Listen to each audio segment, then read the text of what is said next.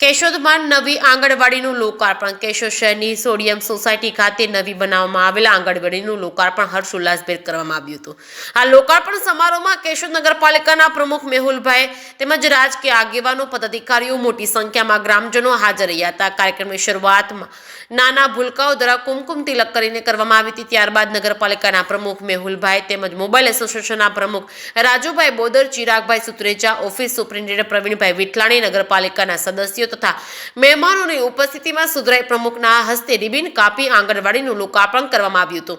લોકાર્પણ બાદ દીપ પ્રાગટ્ય કરી ઉપસ્થિત મહેમાનોને પુષ્પગુચ્છ આપી સ્વાગત કરવામાં આવ્યું હતું। નવી બનાવવામાં આવેલી આંગણવાડીમાં અંદાજિત 50 જેટલા બાળકોને અભ્યાસ અને પોષણની સુવિધા ઉપલબ્ધ બનશે। આ અવસરે નગરપાલિકાના પ્રમુખ મેહુલભાઈ ગોંડલિયાએ જણાવ્યું હતું કે હાલ કેશોદ શહેરમાં કુલ 57 જેટલી આંગણવાડીઓ કાર્યરત છે, જેમાંથી 36 જેટલી આંગણવાડીઓ ભાડાના મકાનમાં ચાલી રહી છે। તેણે વધુમાં ઉમેર્યું હતું કે જેમ જેમ નગરપાલિકાની જગ્યા ઉપલબ્ધ થતી જશે તેમ તેમ નવી આંગણવાડીનું નિર્માણ કરવામાં આવશે।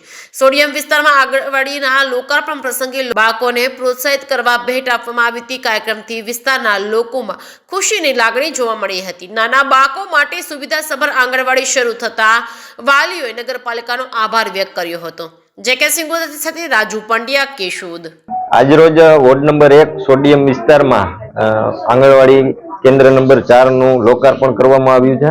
સ્માર્ટ આંગણવાડી, જે બાળકોનું ભવિષ્ય એ આંગણવાડીથી શરૂ થતું હોય, એ બાળકો ખુશી ખુશીથી અહીંયા આવી શકે અને ભણી શકે, એના માટેનું લોકાર્પણ સૌ વાલીઓ, બાળકો અને સૌ ભાજપના પદાધિકારીઓની હાજરીમાં કરવામાં આવેલ છે। હજી ઘણી બધી શહેરમાં એવી આંગણવાડી ચાલે છે, બાળક આપના રજૂઆતો છે એ અનુસંધાને શું કાર્યવાહી કરવામાં આવી?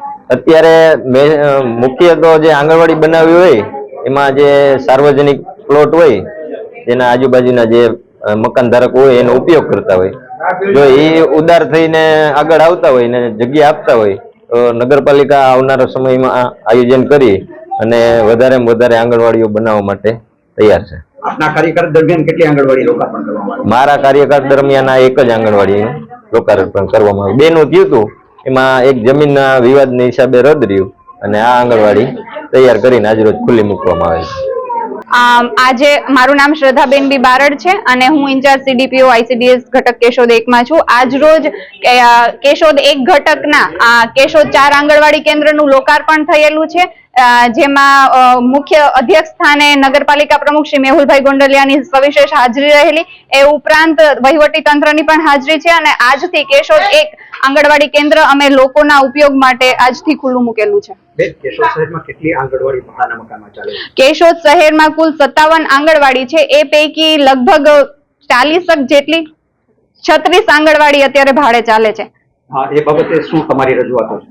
એ બાબતે રજૂઆત, જમીનના જે પ્રશ્ન છે એ અમે વહીવટી તંત્ર પાસેથી આશા રાખીએ છીએ કે જે વહેલી તકે સોલ્વ થાય અને જમીન ખુલ્લી મૂકે અમે નવી આંગણવાડીઓ બનાવી શકીએ, એ માટે અમારી રજૂઆત છે। કેટલી આંગણવાડી તૈયાર કરવામાં આવી છે આપના દ્વારા? હાલ એક આંગણવાડીનું આજે લોકાર્પણ થયેલું છે। કેટલા બાળકોની વ્યવસ્થા જળવાશે? આજે આ આંગણવાડી કેન્દ્રમાં લગભગ 50 બાળકોની વ્યવસ્થા આજ રોજ જળવાઈ જશે। જે ભાડે બેસતા એ હવે પોતાના મકાનમાં બેસશે। શું દુવિધાઓ છે જે ભાડે ચાલે છે? ભાડે ચાલે છે એમાં જે સરકારના પરિપત્ર મુજબ ભાડે આંગણવાડીઓ તો મળે છે, પણ ક્યારેક એવું બને છે કે મકાન માલિકને મકાન જોતું હોય તો ખાલી કરવી, એવા પ્રશ્ન નડે છે।